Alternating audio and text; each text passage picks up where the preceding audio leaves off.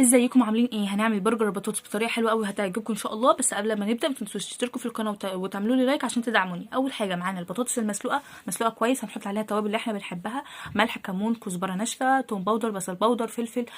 بصي كل التوابل اللي انت بتحبيها حطيها، بهارات فراخ كده. وهنضربها كويس قوي او بالشوكه بقى، بكوبايه، باي حاجه. وهننزل عليها بشويه من البقدونس وبضايه، وهننزل عليها بكوبايه من الدقيق. عايزه اقول لك لو حطيتي عليها دقيق نصيحه ما تاكليش معاها عيش.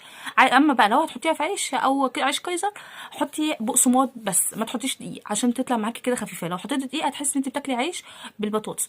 بعد كده هنكورها ونحطها على الطاسه، ونحط شويه زيت ونقليها كاننا بنقلي البرجر بتاعنا عادي. تعرفي امتى ان انت وصلتي للقوام المظبوط سواء عملتي البطاطس مع الدقيق او البطاطس مع البقسماط؟ ان انت بعد ما تعجنيهم كويس مع بعض، تاخدي شويه كده تعمليها كوره على ايدك، ما تلاقيها مش بتلزق في ايدك كده، يبقى انت مظبوط كده. ما تحطيش عليها حاجه تاني، وتقليها على نار هاديه عشان تستوي. وكده خلصت معانا الوصفه. اتمنى تشتركوا في القناه وتعملوا لي لايك عشان تدعموني. نتقابل في وصفه جديده ان شاء الله.